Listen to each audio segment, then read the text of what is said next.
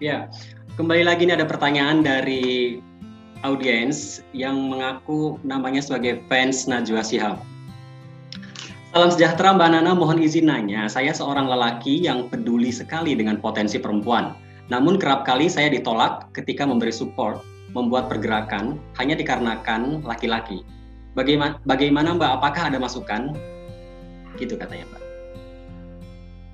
Pertama terima kasih Mas siapa tadi yang nggak ada namanya itu. Dan Mas terima kasih.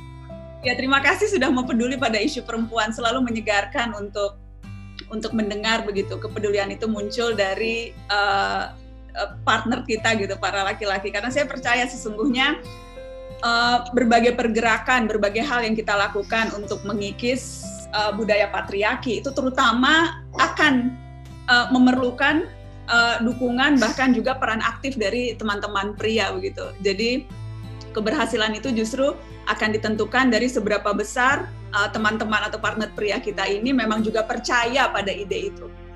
Karena kan selalu ada yang merasa dan kemudian defensif begitu. Kalau setiap kali kita bicara tentang pergerakan perempuan atau kata feminisme saja itu kemudian orang langsung defensif.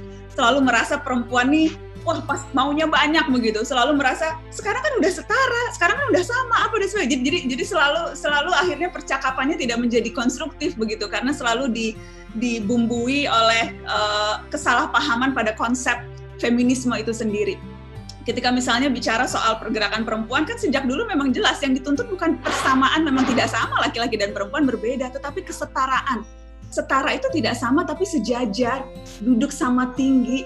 Tentunya ada perbedaan-perbedaan yang hakiki yang melekat pada jenis kelamin laki-laki dan perempuan dan bukan itu kan sesungguhnya yang kita inginkan adalah bagaimana posisi dan kedudukan itu bisa sama, menjadi setara, menjadi sejajar. Itu sebetulnya yang kerap kali salah dipahami oleh teman-teman, terkadang juga teman-teman perempuan yang lain begitu, dan juga teman-teman laki-laki. Sementara saya percaya partner dalam hubungan itu posisinya dan fungsinya bisa berbeda-beda. Terkadang misalnya menjadi kapten tim sepak bola, terkadang menjadi pemain cadangan, terkadang menjadi pemain belakang. Kalau analoginya sepak bola begitu ya, ini kan tim, laki-laki dan perempuan itu tim. Fungsinya, perannya bisa berbeda-beda.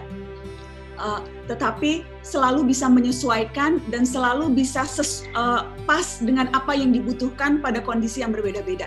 Jadi kemampuan untuk bisa memahami dan juga tidak melihat perempuan sebagai musuh, dan juga penting untuk teman-teman perempuan tidak melulu menempatkan diri sebagai korban.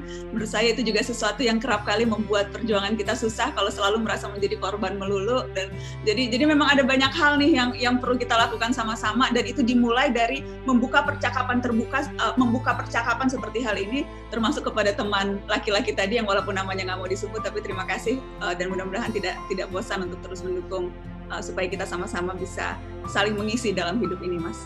Thank you.